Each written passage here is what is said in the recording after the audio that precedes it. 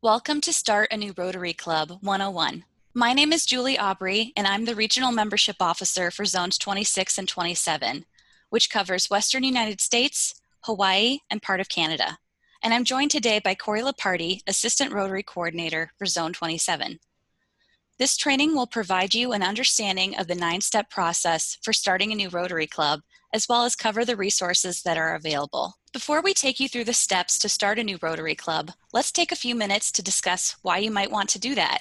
So why start a new Rotary Club? Well, Julie, there are lots of reasons why someone might want to start a new Rotary Club. Non-Rotarians might want to get more involved in their community and make impact in the lives of others, and current Rotarians might want to create a different Rotary Club experience in their area than what already exists.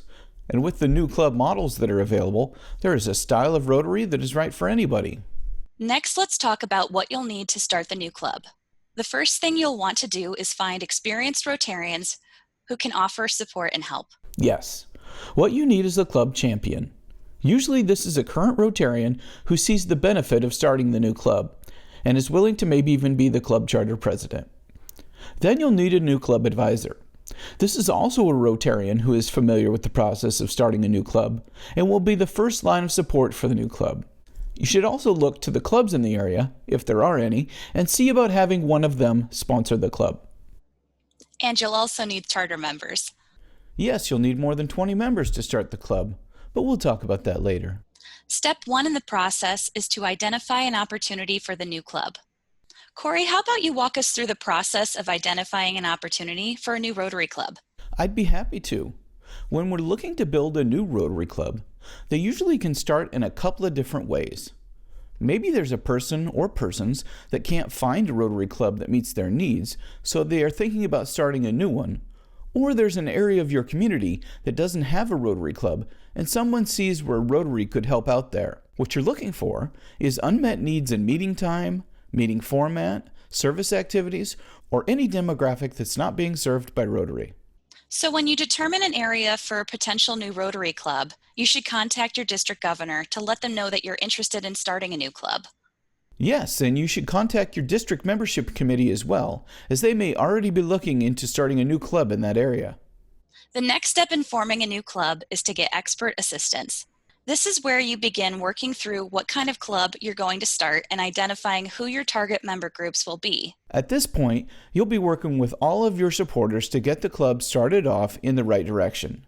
You can reach out to the district governor if you need a new club advisor, and your district membership committee can help with any documents or strategies for attracting new members.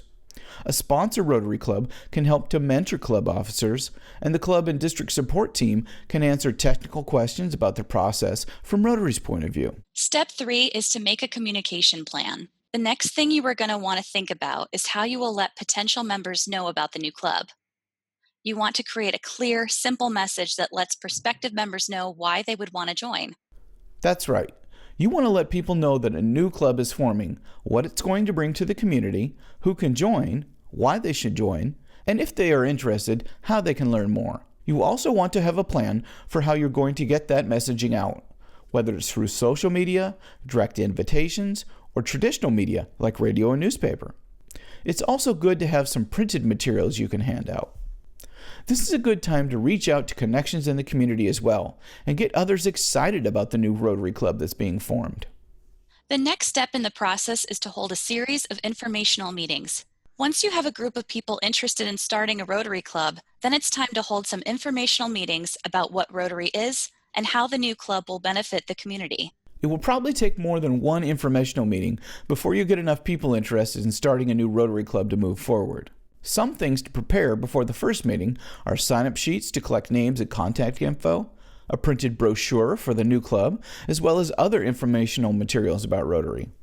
In addition to inviting prospective members, you'll also want to have an agenda, assign people to set up, greet guests, and lead the meeting.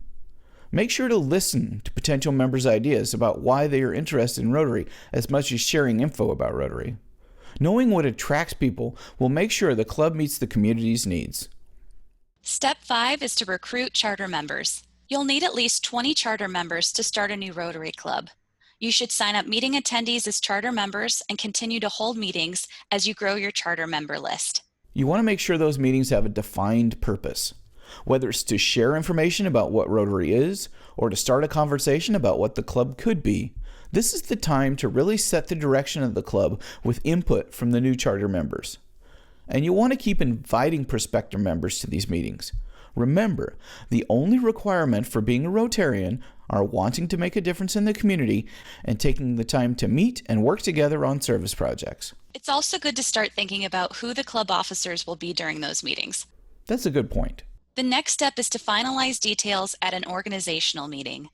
When you have 12 to 15 people who are interested in joining the new club, it's time to hold an organizational meeting. During this meeting, you should choose your club officers, agree on a club name, and finalize your meeting format and location. It's also good to hold a visioning session where you can consider the types of projects, partnerships, and fundraisers that your club will have. Along with the officer elections, you should also approve your club constitution and bylaws at this meeting. You should ask your new club advisor or assistant governor to assist with the elections and approval process. You could also bring in a district visioning team member to do the visioning portion of the meeting, and someone from your district membership committee to help with establishing best practices for member attraction and engagement. And it might take more than one meeting to finalize all those details. Step 7 is to submit the new club application. Now we'll go over the new club application form known as 808A in more detail later in this presentation, but we want to make sure and point out a few key things when you get to the point of turning in your new club application. The first thing to note is that once the form is filled out, you want to send a form to your district governor for review. That's right, Julie. They actually have to sign the application form and verify that the information is correct before it is submitted to RI. I also want to note that it's a good idea to send the form to your district membership chair as well, so they can help speed along the process. The form then goes to a club and district support officer for review. That process usually takes about a week. One of the things that helps speed the process along is if you put all the new member information in a spreadsheet and send that along with the form. Then you will need to make a payment of $15 for each new member to Rotary International. And you can make that payment by credit card or check. But we do ask that you collect from your new members and only send one check.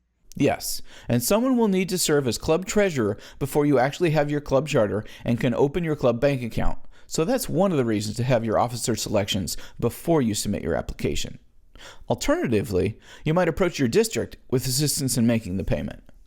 You also want to make sure to continue to sign up new members. As people hear about the new club getting ready to charter, you'll get a lot of last-minute member signups. The next step in the process is to celebrate the charter and publicize the club.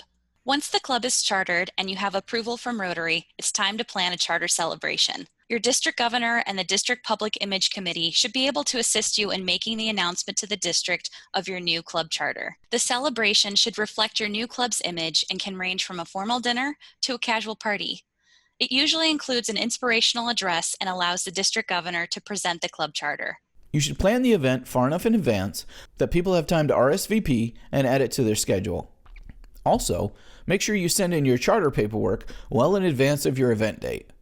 You'll also need time to order materials for new charter members like Rotary pins or membership packets. And while you're planning, this is a good time to plan out the first few months of meetings so the club gets started in the strongest possible way. Don't forget to invite members of the other Rotary clubs in your area to attend the event, as well as alert local media of the new club. That's right. It's an exciting event and you should be proud of this accomplishment. Step 9 is to continue developing the new club. The first couple of years in a new Rotary Club's life are very critical to its long-term success.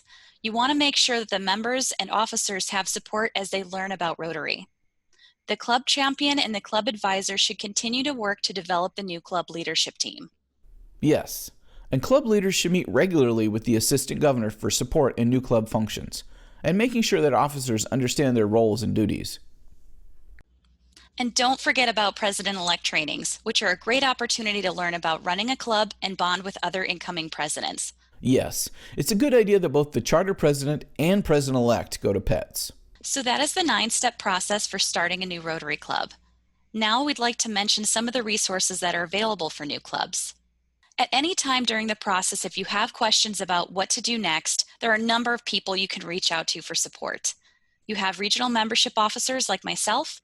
You can reach out to your district governor, assistant governor, the club and district support team, and Rotary finance reps. You can find out who the CDS and finance reps are for your district by logging into Rotary at the link listed on the screen. You can also find lots of great information and resources in the Form 808 Starting a Rotary Club, and you can find this guide on Rotary's website. Julie, there is so much great stuff in this form with links that click directly to Rotary's website. There are links to information for club presidents, secretaries, membership chairs, and suggestions for how to hold informational meetings and charter celebrations. So why don't we take a few minutes and walk through the application form? Okay, first thing you're going to do is enter the new club's name. Then the information about your club, including an email where RI can reach you for questions. Then you want to list the information for your new club advisor, as well as the info for the name of the sponsor if you have one. That's right. Clubs don't have to have a sponsor now to charter. Then you want to enter the names of the new club officers, including president, secretary, president-elect, treasurer, membership chair, and foundation chair. You also need to calculate the charter fee, and that total should be $15 US funds times the number of charter members. And that money gets paid to the Rotary finance rep. That's correct. The other thing you'll want to do on this page of the form is enter the total number of Rotarian magazines that your members will receive, and they can either get the printed magazine or the digital copy. Next, you'll fill out your club meeting details, like how often the club will meet, whether it meets in person or online, and where the club physically meets. And then you need to have both the club president and the club secretary sign and date the form. And this is where the form gets sent to the district governor for approval. Yes, and it's also a good idea to keep the district membership chair in the loop as well. So the last thing to do then is to enter all the information for the new Rotary Club members. And for any current or former members, you'll need their Rotary ID number. Yes, Julie. And to speed up the processing of the application, it's a good idea to make copies of the last page for your new members and then transfer all of that info onto a spreadsheet to send in. So that about wraps it up. Once again, here are the people to contact for more information. We hope that you now have a better understanding of the steps to start a new Rotary Club, and thank you for joining us for this training.